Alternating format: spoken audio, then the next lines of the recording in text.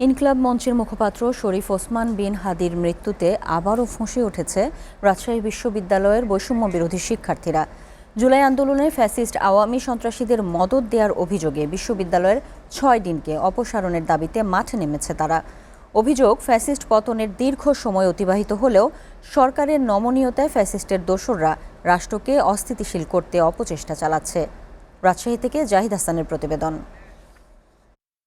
সকালে রাজশাহী বিশ্ববিদ্যালয়ের বিভিন্ন অনুষদের ৬ দিনের পদত্যাগের বিষয়ে কাগজপত্র নিয়ে বিভাগে বিভাগে যান রাজশাহী বিশ্ববিদ্যালয়ের ছাত্র সংসদের জিএস সালাউদ্দিন আম্মার।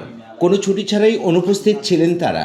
বিগত ফ্যাসিস্ট সময়ের ভিসি এবং প্রভিসি ছিল সুলতান টিপু এবং গোলাম সাব্বির সত্তার তাপু।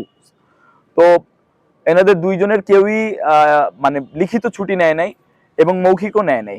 চেয়ারম্যান যখন কল দেয় তখন তারা বলে যে আমরা আজকে আসবো না। তার মানে তারা এখনো পর্যন্ত নিয়ম বহির্ভূত এবং এটা খুবই কমন হয়ে গেছে, যেটা রুলস টিচারদের ভিতরে এই রুলসটা কেউই মানতেছে না। রাকসু জিএস বলেন, শিক্ষক নিয়োগের ক্ষেত্রেও ফ্যাসিস্টদের সুযোগ দেয়া হচ্ছে, যা কোনোভাবেই মেনে নেওয়া যায় না। রাজশাহী বিশ্ববিদ্যালয়ের বহুল আলোচিত শিক্ষার্থী নোমানী হত্যা মামলার আসামিরাও এখন বহাল তবিয়তে থাকায় ক্ষোভ প্রকাশ করেন তিনি। আওয়ামী দোষরদের চূড়ান্ত তালিকা করে ৩ দিনের মধ্যে কঠোর অবস্থানে যাওয়ার কথা বলেন তিনি।